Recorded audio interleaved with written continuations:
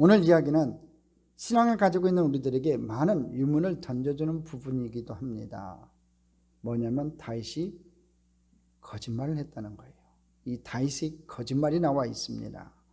성경에는 이 다윗뿐만 아니라 위대한 인물들의 거짓말을 우리들이 종종 접하게 됩니다. 우리가 잘 아는 거짓말 중에 하나가 바로 아브라함이 가뭄을 피해 애굽으로 도망했을 때 자기 아내를 누이라고 거짓말했던 것을 우리들이 봅니다. 또 유명한 거짓말쟁이 야곱을 우리들은 기억합니다. 그의 아버지 이삭에게서 축복의 기도를 받으려고 형이라고 속이고 거짓말했던 야곱의 모습을 우리는 성경에서 발견하게 됩니다. 성경은 왜 우리들에게 이 위대한 인물들의 거짓말을 가감없이 우리들에게 보여주고 있을까요? 이런 의문을 가지고 오늘 말씀의 은혜를 나누고자 합니다. 첫 번째, 다윗도 거짓말을 했습니다. 사무엘이 이 다윗에게 기름을 부었던 시기는요 그의 나이 15세로 목동이었던 때입니다. 다윗이 기름을 부음받고 난 이후에도 골리앗과의 싸움을 하기까지 5년 정도의 기간이 있었을 것입니다. 그때 다윗의 직업은 첫째는 목동이었고, 두 번째는 수금을 타는 자였고, 세 번째는 왕의 무기를 맡은 자였어요. 참 이해할 수 없는, 하나님 앞에 기름 부음 받았는데 진짜 왕의 후계자로서는 도저히 이해할 수 없는 그런 직업을 가지고 있었다는 거예요. 이해할 수 없는 그런 5년의 시간을 보내게 됩니다. 다윗은 기름 부음을 받는 그 순간 그는 자신이 왕이 될 것이라는 것을 알았어요. 그런데 왕이 될 만한 일들이, 직업이 그에게 펼쳐지지 않았다는 거지요.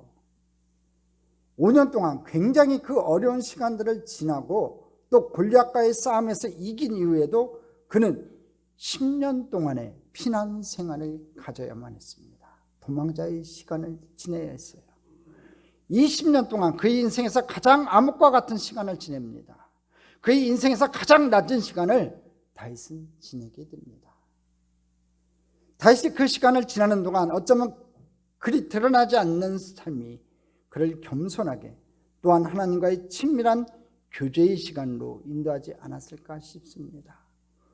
그렇잖아요. 고난당한 것이 내게 유익이라 내가 고난을 통하여 주의 율례와 율법을 배웠다고 고백하는 그 시편자의 고백처럼 이 고난의 기간이, 10년의 그 암흑과 같은 시간이, 가장 낮은 자에 들어갔던 그 시간이 결국 다윗을 겸손하게 만들었고 하나님과 더욱 친밀한 교제의 시간을 갖게 만들었다는 거지요.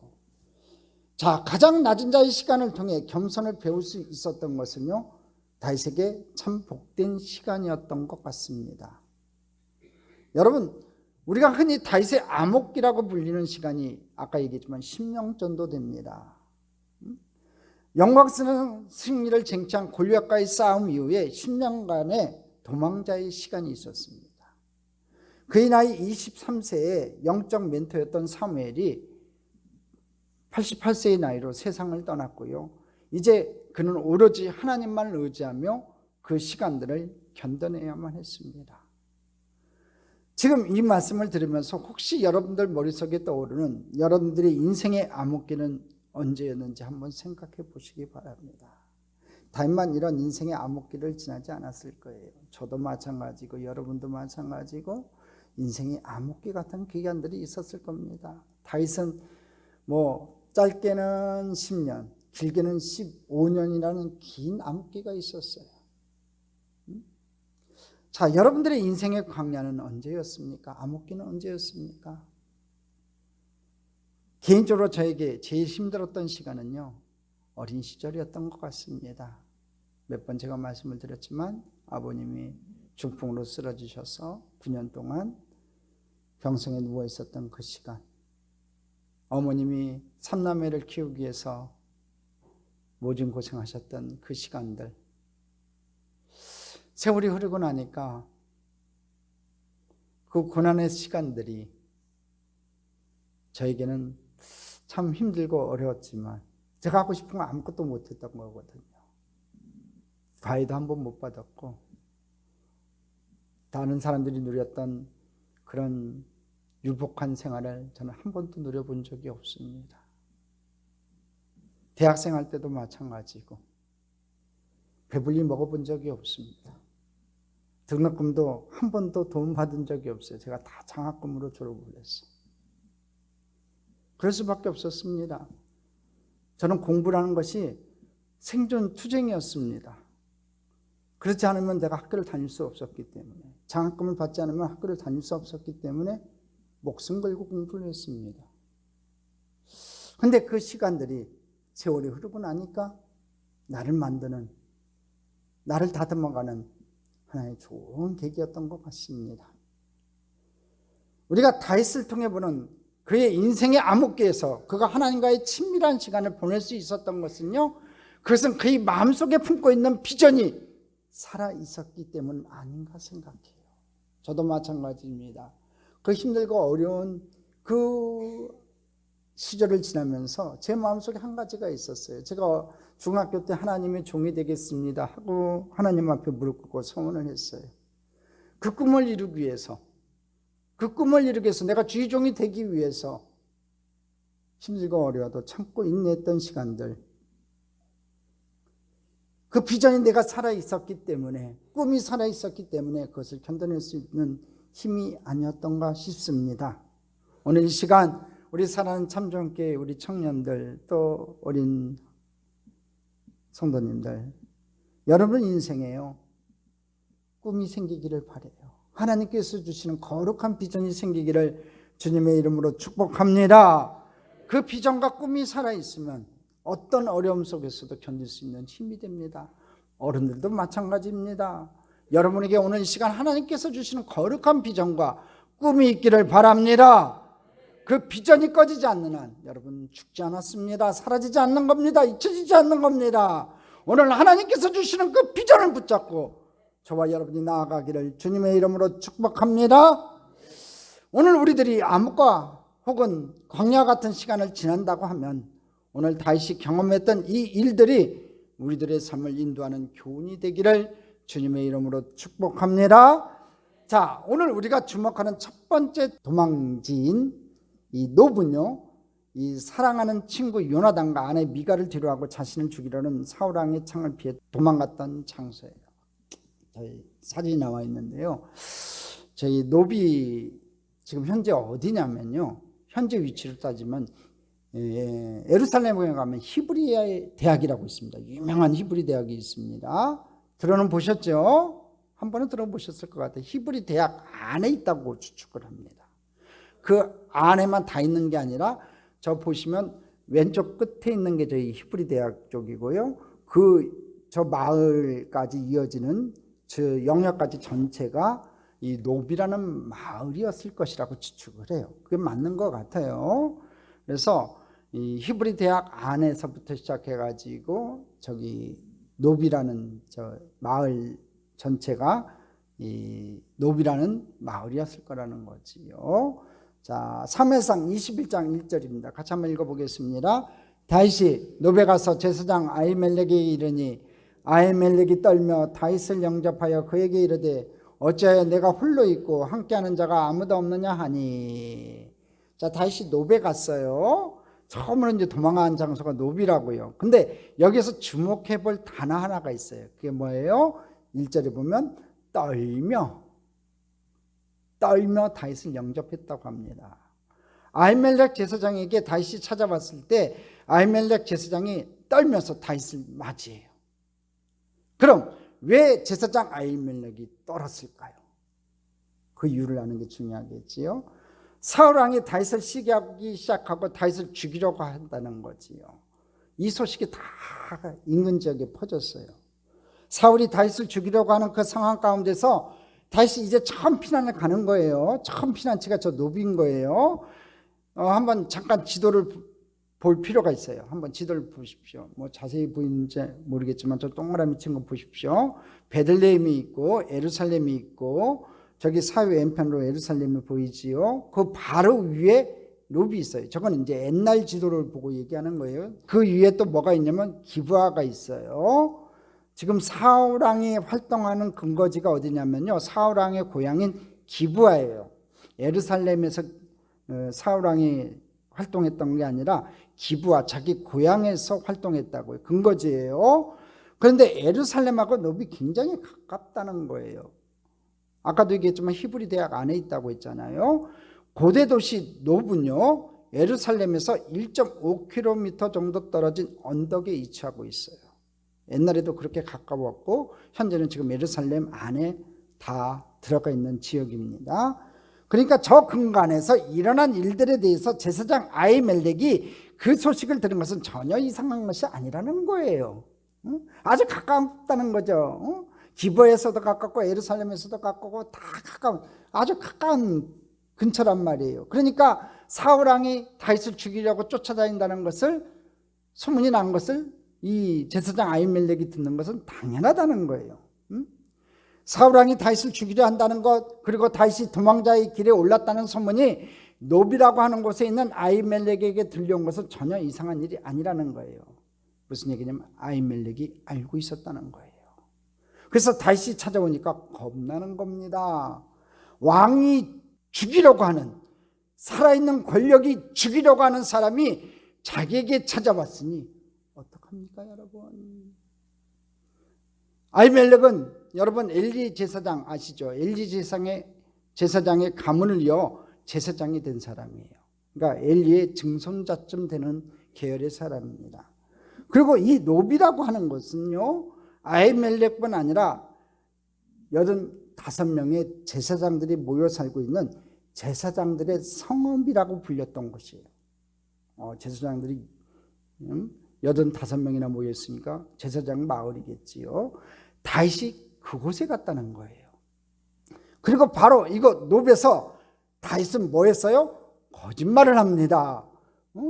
다윗은 너무 지쳐 있었고 배가 고팠어요. 우리 사무엘상 21장 2절로 3절 같이 한번 읽어보겠습니다. 다윗이 제사장 아히멜렉에게 이르되 왕이 내게 이를 명령하고 이르시기를 내가 너를 보내는 것과 내가 명령한 일은 아무것도 사람에게 알리지 말라 하시기로. 자, 스톱.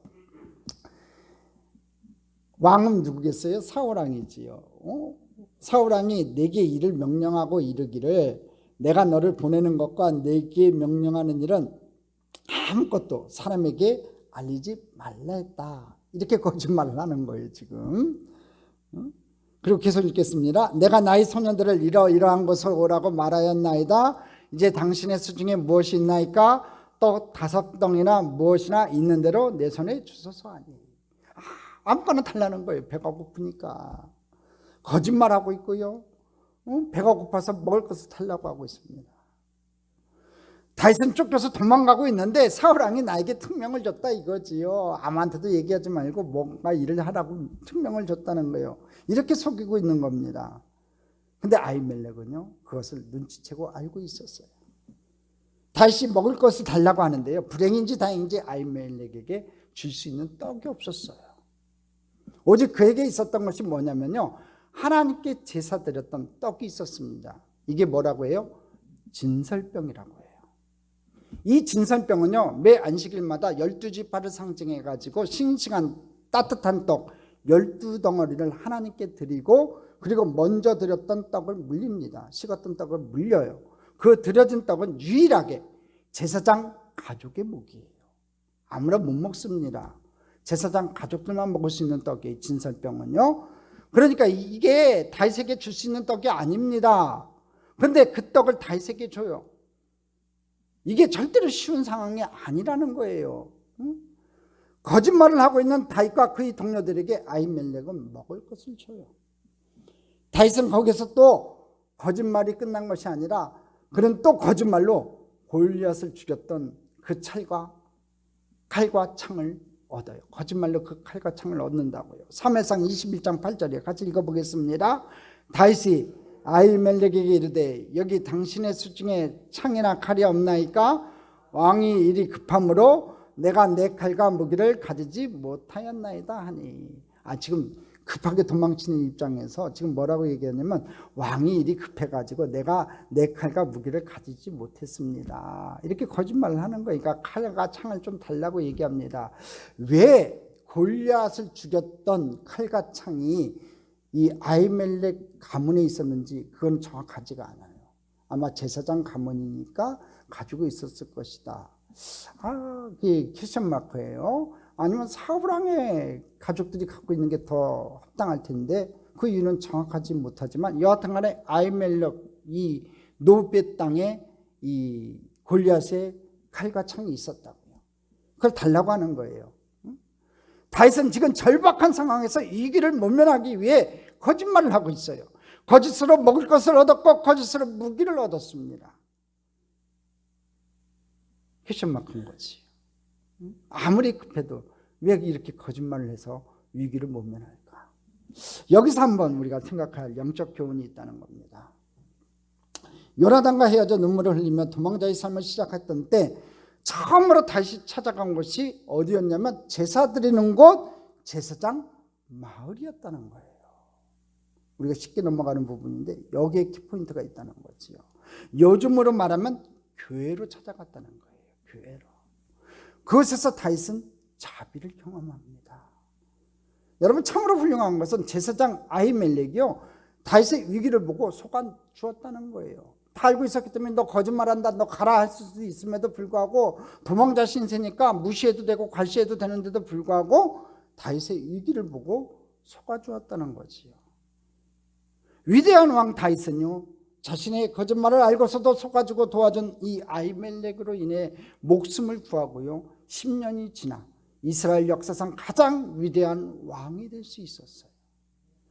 다윗은 자비를 받을 만한 자격이 있었던 사람이 아니라 그는 거짓말을 하고 있었지만 그곳에서 하나님의 자비를 경험하고 있는 거예요. 지금 이 모습은요 하나님의 자비의 관점에서 봐야 된다는 거예요. 이때 저에게 떠올렸던 영화가 레미제라블이라고 하는 영화였어요. 불어로 불쌍한 사람들이라는 거지. 저 영화 보신 분들 계실 거고 안 보신 분들은 꼭 한번 보세요. 거기에 나오는 주인공이 장발장입니다. 정말 하찮은 죄를 짓고 19년 동안 복역했던 장발장이 출소한 후 전과자를 나기 때문에 외면 받다가 주교관으로 들어가요. 너무 배고파서 힘들어서 어디 갈 곳이 없을 때 주교관에 들어가서 음식을 대접받습니다. 후한 대접을 받았지만 그 주교관에서 은식기를 훔쳐 달아나게 되었고 경찰에 붙잡혀온 장발장에게 오히려 주교는 이렇게 얘기해요. 내가 이 은초 때도 주었는데 왜 안 가져갔냐 이렇게 얘기를 해요. 그래갖고 경찰에게 안 잡혀갔다는 거지요. 이 은초 때마저 내어준 주교로 인해 괘씸하고 장발장은 그 자비하심을 기억하며 그의 새로운 삶을 살아가기로 결정을 합니다. 여러분 거짓말 나 진짜 이 세상 살아가면서 한 번도 거짓말 안 해봤다 하는 사람 혹시 있으세요? 없지요? 한두 번씩은 다 했을 거예요. 저도 한 번은 해봤어요. 우리는 언제 거짓말 하나요 여러분? 우리 인생의 절박한 순간에서 거짓말이 나오는 거예요. 어쩌면 우리 인생의 위기와 절박한 가운데 거짓말을 할 수밖에 없는 상황에 내몰릴 때가 있어요. 다윗에게 있어서 이 순간은요 지금 그의 믿음의 위대함보다는 그가 가지고 있었던 인생의 절박한 가운데서 거짓말을 할 수밖에 없는 한 인간의 연약한 가운데 있다는 거지요. 오늘 이 다윗이 거짓말했던 이 이야기를 신약 성경에서 예수님께서 인용을 하세요. 마태복음 12장 1절로 4절까지인데 한번 확인할까요? 같이 읽겠습니다. 그때 예수께서 안식일에 밀밭 사이로 가실새 제자들이 시장하여 이삭을 잘라 먹으니 바리새인들이 보고 예수께 말하되 보시오 당신의 제자들이 안식일에 하지 못할 일을 하나이다. 예수께서 이르시되 다윗이 자기와 그 함께한 자들이 시장할 때 한 일을 읽지 못하였느냐? 그가 하나님의 전에 들어가서 제사장 외에는 자기나 그 함께한 자들이 먹어서는 안 되는 진설병을 먹지 아니하였느냐? 이 말씀 이해되시지요? 지금 다윗을 언급하고 있어요. 지금 안식일에 밀밭 사이로 갔대요. 제자들과 함께. 왜 밀밭 사이로 갔는지 몰라요. 근데 배고프니까 제자들이 이삭을 잘라 먹었단 말이에요. 그러니까 배고파서 먹은 게 중요한 게 아니라 지금 바리새인들이 지적하는 건 뭐냐면 안식일에 왜 일을 했냐 이거예요. 안식일은 아무것도 하면 안 되는데 왜 그 이삭을 땄냐 이거예요. 그걸 트집 잡은 거거든요. 그러니까 예수님께서 하신 얘기가 다윗의 얘기를 비유로 해가지고 말씀을 하는 거예요. 예수님께서 인용하셨던 이 말씀이 지금 이 사건에 대한 말씀이에요. 지금 예수님께서 왜 이렇게 말씀을 인용하고 계시냐면 제자들과 함께 길을 걸어가다가 제자들이 배고파서 안식일에 밀을 이삭을 잘라 먹었더니 바리새인들이 서기관들이 너희들이 안식일을 지키지 않는다고 비난할 때 예수님께서 뭐라고 하셨냐면 다윗에게 일어난 일을 너희들이 보지 못했느냐, 듣지 못했느냐. 무슨 얘기냐면 다윗에게 베풀어 주었던 자비에 대해서 너희들은 알지 못하느냐, 그 얘기를 하고 있는 거예요. 예수님께서 지금 무엇을 말씀하고 싶으시냐면 안식일을 지키는 것보다, 형식적으로 지키는 것보다 더 중요한 것이 있는데 안식일을 주신 하나님의 마음을 아는 것이 중요하다는 거지요. 사랑의 마음으로 주신, 구원하시고자 주신 그 안식일, 그 본질의 마음을 너희들이 알아야 된다는 거지요. 그의 영혼과 그를 바라보며 베풀어줬던 자비, 사랑, 그것이 더 중요하다고 말씀하고 있는 거예요. 안식일은 누구를 위해 있는 것이냐라고 하는 것을 예수님이 말씀하고 있는 거지요. 형식적으로 지키기 위해서 주어진 게 아니라는 거예요. 사랑으로 베풀어진 거라는 거죠. 사람이 굶어 죽게 됐는데 그 안식일 지키는 게 뭐 중요하냐 이거예요. 지금 다윗도 마찬가지라는 거지요. 거짓말을 했지요. 잘못했어요. 그렇지만 지금 현실적으로 그가 배고프고 죽게 생겼고 도망자의 신세에서 지금 아히멜렉이 그에게 자비를 베푸고 있는 이 모습, 진설병은 제사장 가문만 먹을 수 있는데 다윗에게 줬고 그 일족들에게 줬다는 것은 있을 수도 없는 일이지만 그 문제가 되지 않는다는 거지요. 오늘 다윗의 거짓말은요, 그를 불쌍히 여기시는 하나님의 자비 앞에 일어난 일이고 경험된 일이라는 거예요. 여러분, 다윗도 거짓말을 합니다. 그러나 거짓말이라는 죄보다 그를 불쌍히 여기고 긍휼히 여기시는 하나님의 마음, 그 사랑의 마음이 더 크다는 거예요. 할렐루야. 우리를 바라보시는 하나님 마음이 그렇다는 거예요. 우리도 죄 짓죠? 안 지어요, 여러분? 일주일간 지은 죄 적으라고 하면 저도 그냥 한 페이지는 쭉 쓸 것 같아요. 근데 내가 죄 짓는 것보다는 나를 불쌍히 여기시고 나를 긍휼히 여기시는 그 하나님의 마음, 나를 사랑하시는 그 하나님의 마음이 더 크다는 거예요.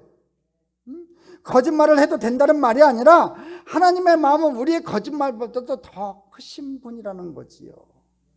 여러분들의 삶의 한가운데서 하나님, 제가 어쩔 수 없이 거짓말할 수밖에 없었고, 하나님, 제가 어쩔 수 없이 범죄할 수밖에 없었고, 하나님 앞에 수치스러운 것이 참 많은데 오늘 예배드리고 있는 우리들 가운데 하나님의 사랑의 마음이 너무너무 커서 하나님께서 내 사랑과 내 자비가 너희 거짓말보다 너희 죄악보다 더 크다고 오늘 말씀하고 계시는 거예요.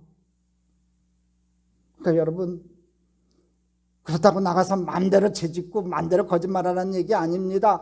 어쩔 수 없는 상황에서 지은 죄라면은 그것 때문에 지체 가운데 빠져서 힘들어하지 마시고 그 크신 하나님의 사랑, 그 크신 하나님의 자비를 바라볼 수 있는 저와 여러분 됐으면 좋겠습니다. 오늘 여러분들이 이 말씀을 보면서 다윗의 거짓말을 바라보며 그래, 나도 거짓말을 할 수 있어, 정당화하겠다고 하는 말씀이 아니에요. 그렇게 하면 안 돼요. 나 이제부터 거짓말하고 살래, 그렇게 하는 거 아닙니다. 이것보다 더 큰 하나님의 은혜가 우리들에게 보여지고 우리들에게 고백되기 시작할 때, 내가 거짓말하고 있고 내가 잘못하고 있지만 더 큰 하나님의 은혜, 더 큰 하나님의 자비가 나에게 부어지고 있고 내게 주어지고 있다는 것을 고백하기 시작할 때 우리의 나약한 가운데서 하나님의 사랑과 은혜를 경험할 수 있게 된다는 겁니다. 오늘 저와 여러분이 그 하나님의 크신 은혜를 바라보는 저와 여러분 됐으면 좋겠습니다. 다음 주에 더 다루게 될 내용인데요, 아히멜렉이 다윗에게 먹을 것을 주고 칼을 주었다는 이야기를 듣고 사울 왕이요 85명의 제사장들을 다 죽여요. 아까 영상에 봤듯이 아히멜렉도 거기서 죽어요. 유일하게 거기서 살아났던 사람이 아히멜렉의 아들 아비아달이에요. 아비아달이 다윗에게 도망을 갑니다. 다윗은요, 자기에게 도움을 주고 죽었던 이 아히멜렉의 은혜를 가슴에 품고 끝까지 그것을 갚아요. 여러분, 다윗이 아히멜렉이 죽었다는 얘기, 그리고 자기 때문에 85명이나 되는 제사장이 몰살당했다는 소식을 들었을 때 얼마나 가슴이 아팠겠냐고요. 근데 자기에게 은혜를 베풀었고 자비를 베풀었던 그 아히멜렉의 아들 아비아들이 자기에게 와요. 도망자인 자기에게 몸을 위탁하러 와요. 그래서 평생에 그를 도와줘요. 돌봐줘요. 다윗은 은혜를 영원히 기억하는 사람이었다는 거지요. 이게 중요해요, 여러분. 여러분, 우리 사람들은요, 은혜를요, 마음판에 새기는 게 아니라 흐르는 강물에 새겨요. 은혜 받은 것을 잊어먹을 때가 참 많아요. 이 결실의 계절에 우리가 꼭 기억할 게 있어요. 하나님께서 내게 주신 은혜, 그 은혜 잊지 않는 저와 여러분 됐으면 좋겠습니다. 당장 눈에 보이는 것, 당장 손에 잡히는 것 때문에 그것이 내게 주어지지 않고 내게 원하는 것이 내게 주어지지 않기 때문에 불평하고 원망하지 마시고 단식하지 마시고 내게 베풀어 주신 그 하나님 은혜에 감사하는 저와 여러분 됐으면 좋겠습니다. 다윗에게 먹을 것을 주었다는 이유로 모든 제사장들을 다 죽였던 사울을요, 하나님 버리세요. 하나님 버리시는 사람과 하나님의 쓸 수밖에 없는 사람의 차이가 무엇인지를 성경은 우리들에게 분명하게 보여주고 있다는 겁니다. 이제 우리는 거짓말로 끝나지 않는 또 다른 다윗의 인생의 이야기를 만나게 됩니다. 두 번째, 거짓말 대신 기도를 택한 다윗의 모습을 발견합니다. 다윗은 거짓말하던 그의 삶에서 이제 기도하는 삶으로 그의 인생이 바뀌어가는 것을 보게 됩니다. 여러분, 다윗은 계속해서 도망자 신세예요. 10년 동안 도망자 신세로 살아갑니다. 이것저것으로 도망다니고 있는데 다윗 자기도 참 힘든데 다윗에게 찾아와서 우리를 좀 돌봐주세요 라고 몸을 위탁하는 사람들이요 400명이나 생겨요. 400명. 이거 굉장히 힘든 상황입니다, 여러분. 자기 몸 하나 지탱하기도 있는데 자기도 그냥 도망가기 바쁜데 400명이라는 사람이 자기에게 몸을 위탁해요. 응? 이 게다가 다윗에게 힘이 될 만한 돈도 좀 가져오고 음식도 좀 가져오고 칼과 창도 좀 들고 그에게 도움이 될 만한 사람들에게 다윗에게 몸을 의탁하는 것이 아니라 그들은 피난자들이었고요, 세상에서 나부대자들이었어요. 생활력도 없는 사람들이었기 때문에 다윗이 먹여 살려야 하는 사람들이었다는 거예요.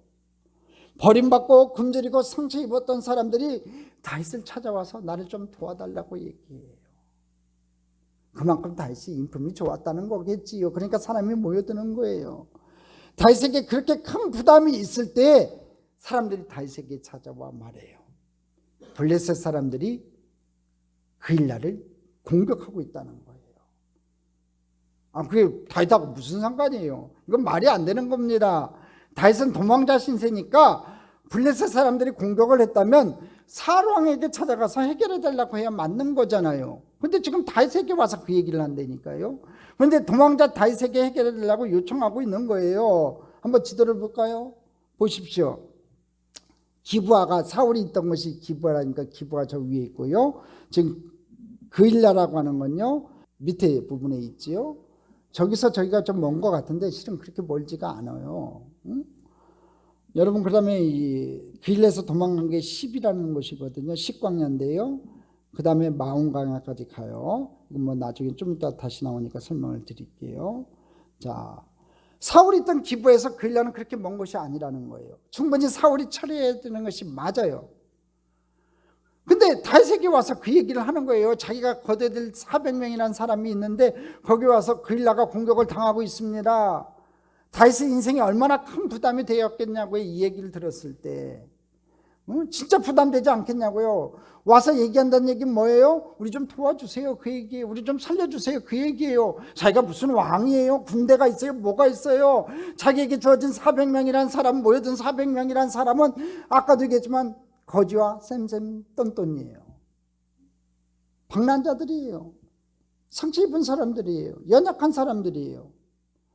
그러니까 다윗에게 얼마나 큰 부담이 됐겠냐고요.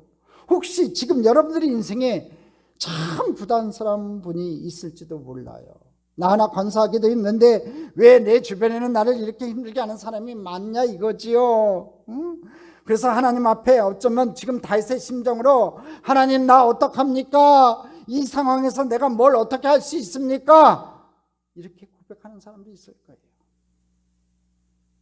근데 다윗이요, 그의 인생에서 그가 정말 다 감당할 수 없는 그 부담들을 통해서요 진짜 커다란 부담이잖아요. 400년도 부담이지요. 여러분 자기 길 찾아와 갖고 도와달라고 하는 이 부탁을 들었을 때 얼마나 부담이 되겠냐고요.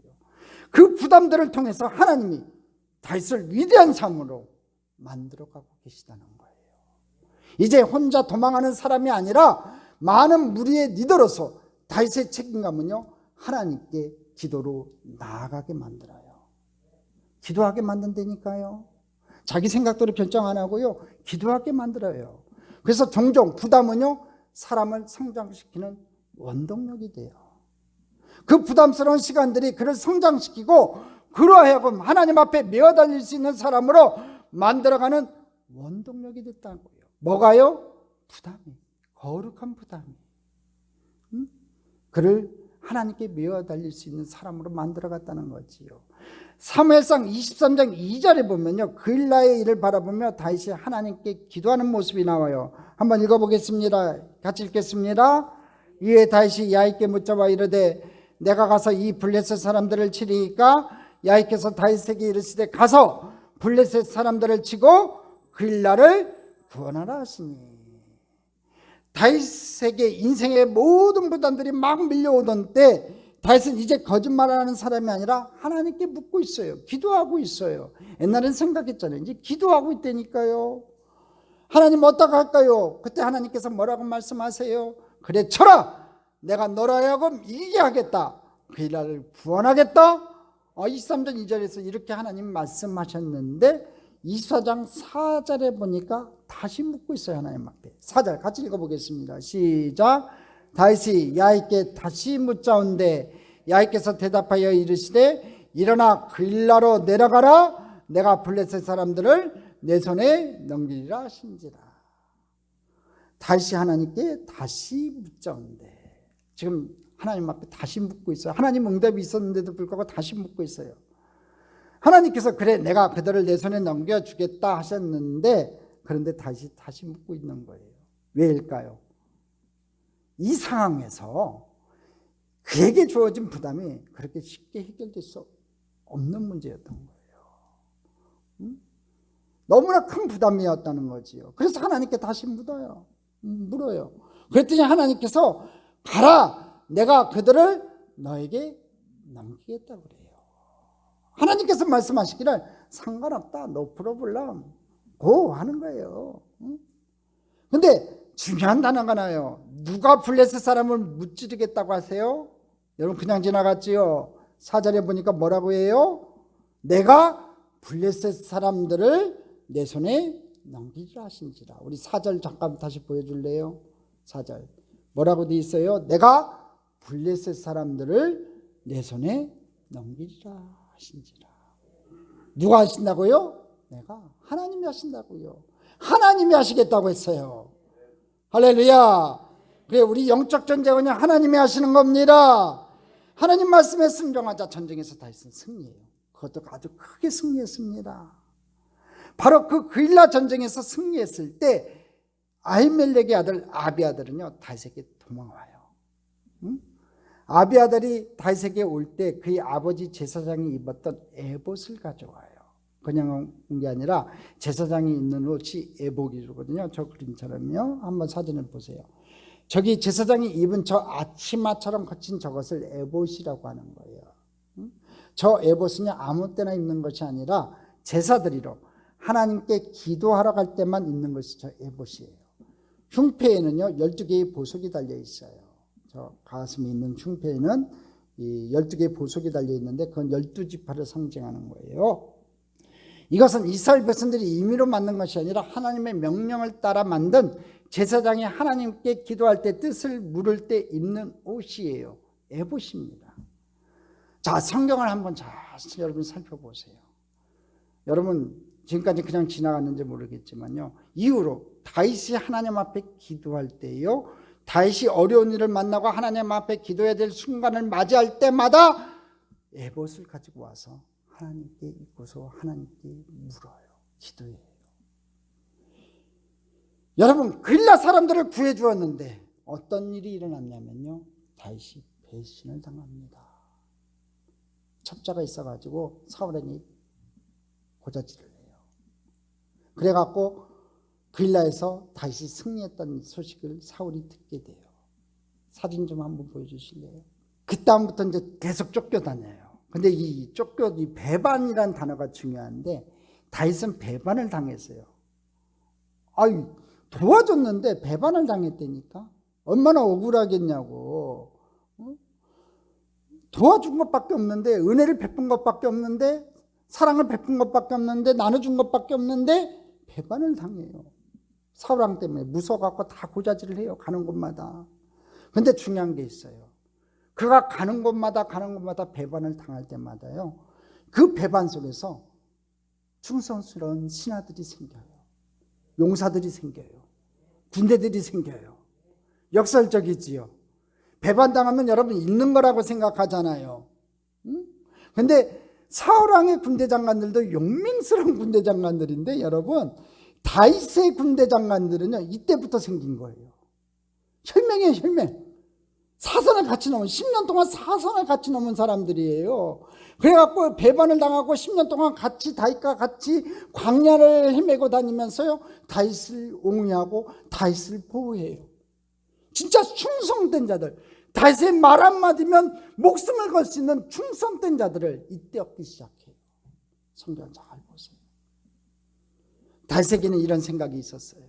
내가 이 그일라를 구원했으니, 블레셋 사람에서부터 구원했으니, 내가 여기에서도 힘도 좀 기르고 여기 성도 있고 사람들이 살 수 있는 것이니 이 사람들과 함께 여기에서 살았으면 좋겠다 하고 자기가 생각해요. 다시 또 생각을 한 거예요. 그런데 들리는 이야기가 뭐냐면요, 그일라 사람들이 당신을 사울에게 고발할지도 모른다는 얘기를 들어요. 사울왕에게 그일라에서 승리가 전해지자 그는 바로 군대를 이끌고 그일라로 향해요. 이때 다윗은요 아비아달에게 에봇을 가져오게 하고 다시 하나님께 기도해요. 사무엘상 23장 12절이에요. 자, 이때부터 다윗은 에봇을 입고 하나님 앞에 기도하기 시작하는 거예요. 사무엘상 23장 12절 같이 읽겠습니다. 다윗이 이르되 그일라 사람들이 나와 내 사람들을 사울의 손에 넘기겠나이까 하니 야훼께서 이르시되 그들이 너를 넘기리라 하신지라. 이 억울한 일이 어디 있습니까? 다시 물어보죠. 하나님, 그들이 저를 사울의 손에 넘기겠습니까? 하나님이 그래요. 그래, 그들이 너를 넘기리라. 이제 도망가라 그래요. 얼마나 억울했겠냐고요. 말씀을 묵상하다가 저에게 아주 흥미롭게 다가온 부분이 있어요. 다윗이 에봇을 가져와서 하나님께 기도할 때요, 그의 마음에 원하는 것이 있어요. 또 생각하는 게 있어요. 무엇을 원했냐면, 하나님, 그들이 나를 배신하지 않고 제가 여기 머물러서 좀 쉬고 힘을 기를 수 있으면 좋겠습니다 하고 아까처럼 생각했다는 거예요. 그런데 그에게 돌아왔던 하나님의 응답은 뭐예요? 그들이 너를 배신하리라.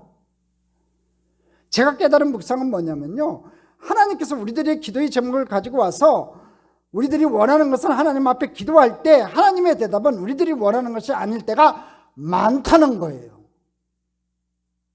지금 다윗은 계속 생각하고 기도하고 그러는데도 그 원하는 것을 안 주어지는 경우가 많다고요, 여러분. 우리 인생도 마찬가지라는 거예요. 아예 안 들어주는 게 아니야. 하나님의 뜻이 다른 데 있기 때문에 그런 거예요. 그러니까 당장 내게 기도의 응답이 주어지지 않는다고 낙심하고 포기하지 마시고 하나님의 뜻이 어디 있는가를 구하고 하나님 때를 기다릴 수 있는 저와 여러분이 됐으면 좋겠습니다. 다윗은 에봇을 가지고 와서 하나님 앞에 기도할 때 그가 원하는 것이 아니라 하나님께서 행하신 일에 대해서 순종하고 떠나가요.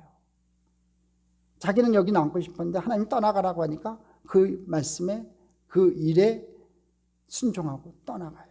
어디로 떠나가는 줄 아세요? 여러분, 성경에 보면요, 식광야라고 그래요. 식광야 한번 보시겠습니다.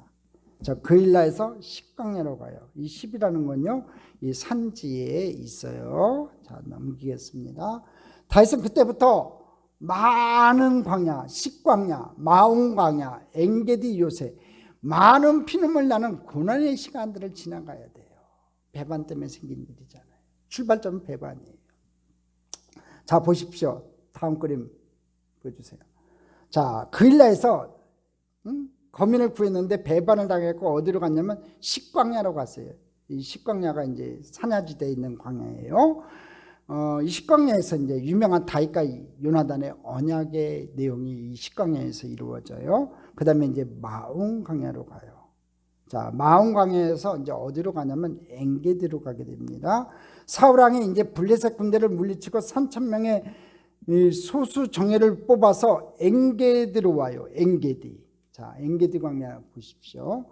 엔게디는 지도를 봐서 아시겠지만 사해 바로 옆이에요. 그러니까 불가마처럼 뜨거운 지역이기도 한다는 얘기예요. 이처럼 더운 곳에서 사울이 다윗을 찾다가 지쳤어요. 근데 때마침 동굴을 발견한 사울 왕은요, 급히 큰일을 보러 들어가요. 큰일에 대해서는 해석을 잘하세요. 큰일을 보러 들어갔어요. 자, 사진 보여주세요. 어떻게 생겼냐면 엔게디 동굴이요, 저렇게 생겨요. 저 동굴이에요. 그래서 저 동굴에 많이들 찾아가서 구경을 해요. 저 동굴은 사울 왕이 큰일 본 데예요. 저기에 다윗의 군대들이 숨어 있었어요. 쫓아온다니까 저 동굴에 숨어 있었던 거예요. 근데 이 동굴에 누가 있었냐면요, 다윗과 부하들이 그 동굴 깊은 곳에 이미 자리하고 있었어요. 근데 사울 왕이 들어오네요. 급한 마음에 막 보려고 급히 들어와서 이제 바지를 내리고, 큰일이 그거였네요.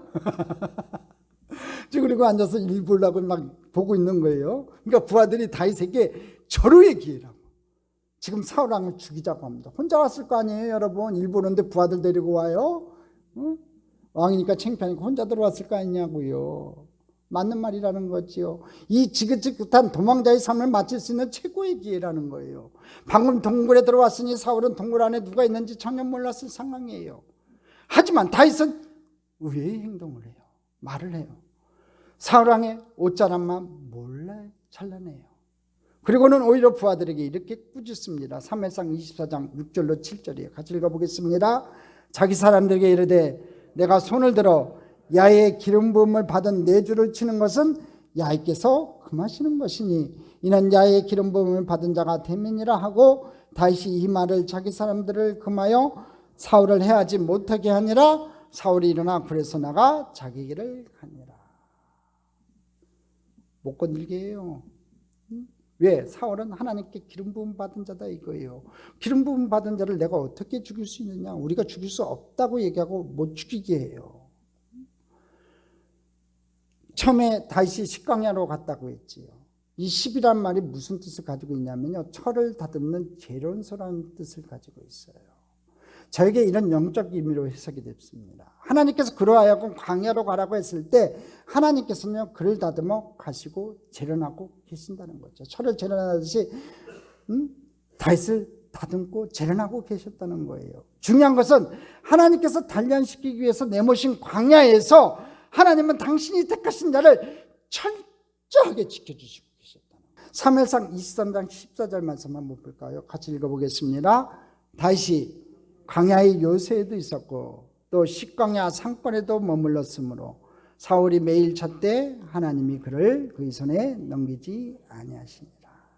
사울이요, 특공대가 3,000명이 쫓아왔어요. 항상 늘 다윗을 쫓아다니는 3,000명의 특공대가 있었는데, 여러분 유대 광야 한번 가보시면 알지만 그렇게 넓은 곳이 아니에요.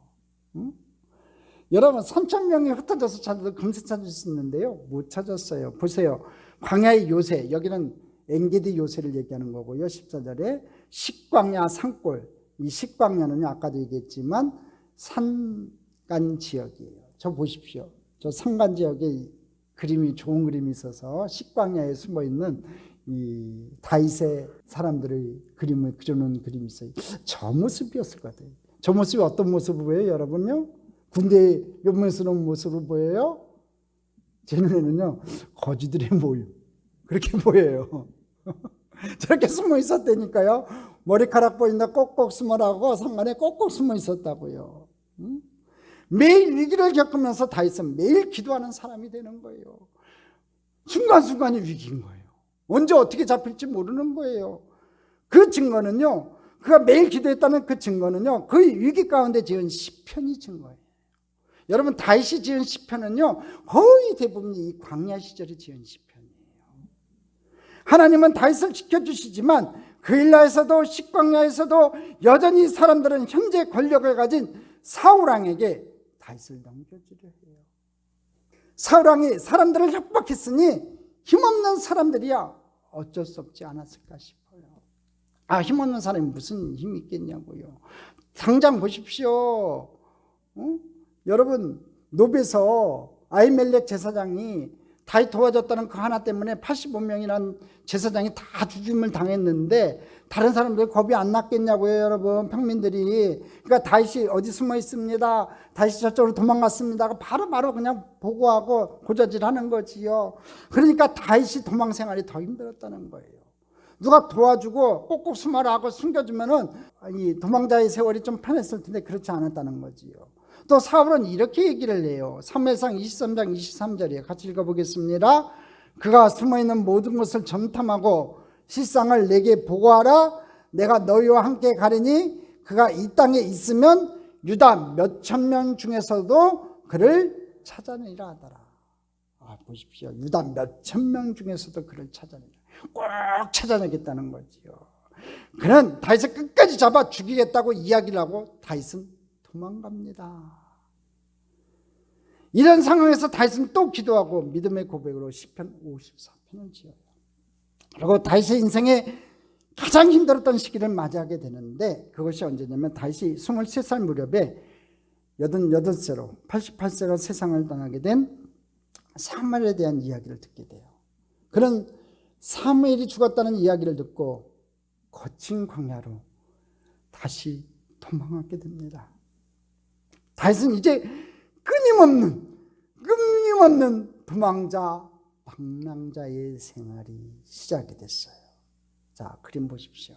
그림을 제가 하나 찾아왔는데요. 뒤에 칼 들고 망둥이같이 쫓아오는 사람은 사울이 거고 앞에 정신없이 도망가는 사람은 다윗이에요. 지도를 한번 봐주세요. 엔게디까지 가서 어디로 이제 가냐면 바란 광야로 가요. 바란 광야, 남쪽에 있는 바란 광야. 제가 늘 저번에도 말씀을 드렸지만 단에서부터 브엘세발까지라고 이스라엘 지경을 얘기할 때 얘기하잖아요. 단에서부터 브엘세발까지. 브엘세바가 이 남쪽에 있는 광야예요. 이 바란 광야도 브엘세바 광야 옆에 있어요. 자, 보십시오. 다음 사진 보십시오.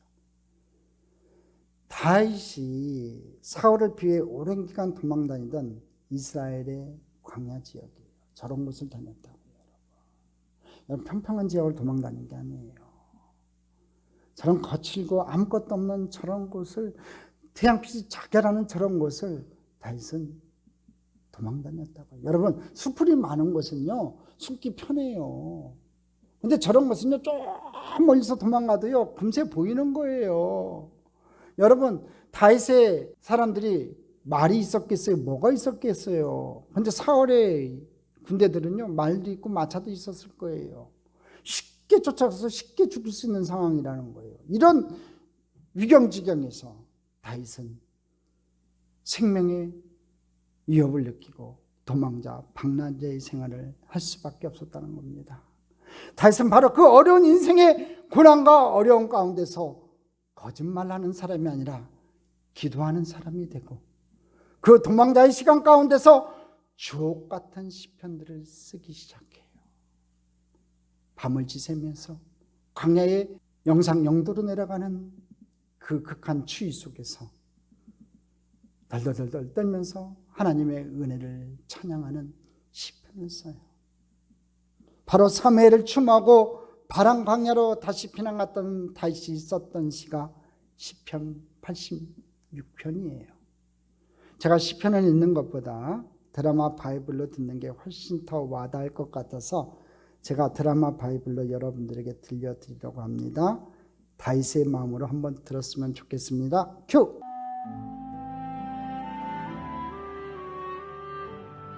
여호와여, 나는 가난하고 궁핍하오니 주의 귀를 기울여 내게 응답하소서. 나는 경건하오니 내 영혼을 보존하소서. 내 주 하나님이여, 주를 의지하는 종을 구원하소서. 주여, 내게 은혜를 베푸소서. 내가 종일 주께 부르짖나이다. 주여, 내 영혼이 주를 우러러보오니 주여 내 영혼을 기쁘게 하소서. 주여, 주는 선하사 사죄하기를 즐거워하시며 주께 부르짖는 자에게 인자함이 후하심이니이다. 여호와여, 나의 기도에 귀를 기울이시고 내가 간구하는 소리를 들으소서. 나의 환난 날에 내가 주께 부르짖으리니 주께서 내게 응답하시리이다. 주여, 신들 중에 주와 같은 자 없사오며 주의 행하심과 같은 일도 없나이다. 주여, 주께서 지으신 모든 민족이 와서 주의 앞에 경배하며 주의 이름에 영광을 돌리리이다. 무릇 주는 위대하사 기이한 일들을 행하시오니 주만이 하나님이시니이다. 여호와여, 주의 도를 내게 가르치소서. 내가 주의 진리에 행하오리니 일심으로 주의 이름을 경외하게 하소서. 주 나의 하나님이여, 내가 전심으로 주를 찬송하고 영원토록 주의 이름에 영광을 돌리오리니 이는 내게 향하신 주의 인자하심이 크사 내 영혼을 깊은 수월에서 건지셨음이니이다. 하나님이여, 교만한 자들이 일어나 나를 치고 포악한 자의 무리가 내 영혼을 찾아 싸우며 자기 앞에 주를 두지 아니하였나이다. 그러나 주여, 주는 긍휼히 여기시며 은혜를 베푸시며 노하기를 더디하시며 인자와 진실이 풍성하신 하나님이시오니 내게로 돌이키사 내게 은혜를 베푸소서. 주의 종에게 힘을 주시고 주의 여종의 아들을 구원하소서. 은총의 표적을 내게 보이소서. 그러면 나를 미워하는 그들이 보고 부끄러워하오리니 여호와여, 주는 나를 돕고 위로하시는 이시니이다. 어째 다윗의 마음이 느껴지시나요? 그 광야 가운데 하나님을 저렇게 애타게 찾고 있는 다윗의 마음. 다윗의 인생의 공강 가운데서 위기를 모면하기 위해 거짓말을 했던 다윗. 그보다 더 큰 하나님의 은혜와 자비하심을 경험했기에 다윗은 도망자의 시간 가운데서, 광야의 시간 가운데서 하나님의 은혜를 구하며 기도합니다. 그의 공고한 가운데서 기도하고 하나님께 뜻을 물을 때 하나님은 다윗의 뜻대로 움직이지 않으셨습니다. 하나님의 뜻을 보이셨고 다윗은 그 하나님의 뜻을 따라 움직이는 사람이었습니다. 다윗의 이 삶이 우리들에게 신앙인으로서, 하나님을 믿는 사람으로서 어떻게 살아가야 될지를 우리에게 분명히 보여주고 있습니다. 다윗이 스스로 해결할 수 없는 그 인생의 고난 가운데서 거짓말했던 그 연약함도 우리는 보았고, 그 인생의 한없는 부담 가운데서 하나님께 귀를 물으며 기도했던 다윗의 모습도 우리는 보았습니다. 하나님은 우리 거짓과 우리 죄보다 더 큰 자비하심과 은혜로 우리를 덮으시는 분임을 우리들이 보았습니다. 우리는 우리의 생각, 우리의 언함으로 하나님께 기도하지만 하나님은 우리를 향한 하나님의 거룩한 뜻을 위하여 우리에게 새로운 길을 말씀하실 때도, 우리들이 예측할 수 없는 길을 말씀하실 때도, 때때로 우리가 가기 힘든 길을 가도록 우리들에게 말씀하실 때도 분명히 있습니다. 하나님은 그 길에서 하나님께 기도하며 하나님의 뜻을 물으며 하나님과 친밀하게 이 길을 걷는 귀한 하나님이 사람이 되라고 우리들에게 말씀하십니다. 그런 사람이 되는 귀한 축복이 오늘 여러분들에게 있기를 주님의 이름으로 축복합니다. 축복합니다. 축복합니다.